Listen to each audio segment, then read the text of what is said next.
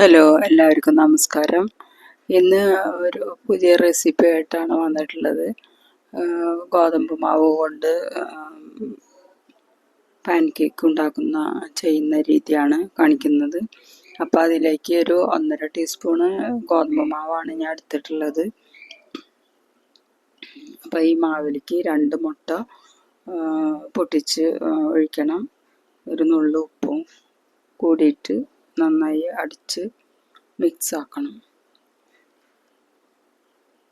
അപ്പോൾ അത് മിക്സ് ആവാനായിട്ട് ഞാൻ ബ്ലെൻഡർ എടുത്തിട്ടാണ് ചെയ്യണത്. മുട്ട നന്നായി അടിച്ച് ചേരാൻ വേണ്ടിയിട്ടൊന്ന് ബ്ലെൻഡ് ചെയ്തു. അതിൽ ഒരു നുള്ള് അപ്പക്കാരം കൂടി ചേർത്തുണ്ട്, സോഡാപ്പൊടി. അത് നന്നായിട്ട് ഇളക്കി ചേർക്കണം. ഒരു 2 ടീസ്പൂണ് പഞ്ചസാരയും കൂടി ചേർത്തുണ്ട്. അങ്ങനെ അത് നന്നായി മിക്സായി വരുമ്പോൾ എണ്ണമയം പുരട്ടിയ പാനിലേക്ക് അതൊഴിച്ച് അത് വേവിച്ചെടുക്കണം.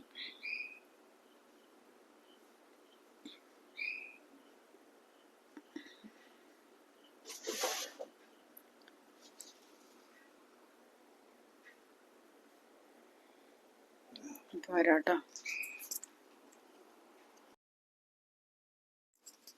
അപ്പോൾ ഞാനിത് ബ്ലെൻഡർ വെച്ചിട്ട് അത് ഒന്ന് ഡയലൂട്ടാക്കിയിട്ട് വെക്കുകയാണ്, മിക്സ് ആക്കുകയാണ്. ബ്ലെൻഡർ ഇല്ലെങ്കിലും നമുക്ക് എന്തെങ്കിലും വിസ്കോ സ്പൂണോ വെച്ചിട്ട് ചെയ്യാം. പിന്നെ ഒരു മുട്ടയുടെ പച്ചമണം പോവാൻ വേണമെങ്കിൽ ഒരു വാനില എസൻസ് ചേർക്കണമെങ്കിൽ ചേർക്കാം. അത് ഒരു 1/2 ടീസ്പൂണ് ചേർത്താൽ മതിയാവും. അപ്പം എല്ലാം കൂടിയിട്ട് ചേർത്ത് ഇപ്പോൾ ഇപ്പോൾ കാണുന്ന പരുവത്തിലായിട്ടുണ്ട്. അപ്പോൾ എൻ്റെ ഈ ചാനൽ ആദ്യമായിട്ട് കാണുന്നവർ സബ്സ്ക്രൈബ് ചെയ്യുക. അപ്പോൾ അടുത്ത് കാണുന്ന ബെൽ ബട്ടൺ അമർത്തുക.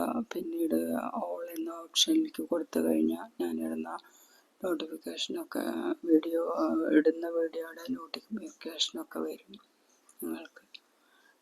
അപ്പോൾ ഇനി ഇതിൽ 2 ടീസ്പൂൺ പഞ്ചസാര കൂടി ചേർത്തിട്ട് ബ്ലെൻഡ് ചെയ്യുന്നുണ്ട്. നന്നായിട്ട് ബ്ലെൻഡ് ചെയ്യുന്നുണ്ട്. ബ്ലെൻഡ് ചെയ്ത് നല്ല സോഫ്റ്റായി വന്നു കഴിഞ്ഞാൽ പാൻ കേക്ക് നല്ല സ്മൂത്തായിട്ട് വരും.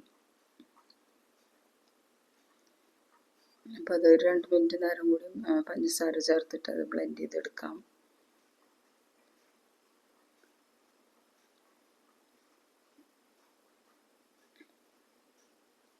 അപ്പോൾ ബ്ലെൻഡ് ചെയ്ത് കഴിഞ്ഞു.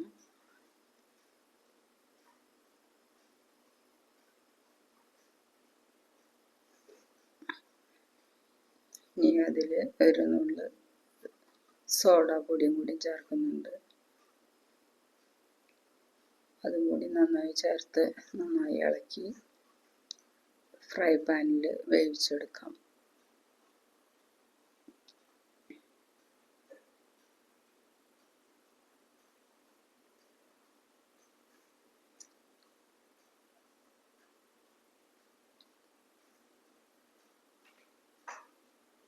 അപ്പോൾ അത് മാവ് നല്ല പാകമായി വന്നിട്ടുണ്ട്. ഫ്രൈ പാനിലിട്ടിട്ട് ഞാൻ വേവിച്ചെടുത്തു. അപ്പോൾ നമുക്ക് ഇഷ്ടമുള്ള ഷേപ്പിൽ കട്ട് ചെയ്തെടുക്കാം. അപ്പോൾ വീഡിയോ ഇഷ്ടപ്പെട്ടാൽ ലൈക്ക് ചെയ്യുക, കമൻറ്റ് ചെയ്യുക. ഇതെല്ലാം ട്രൈ ചെയ്ത് നോക്കണം. അടുത്തൊരു വീഡിയോ ആയിട്ട് വീണ്ടും വരാം. ഓക്കെ.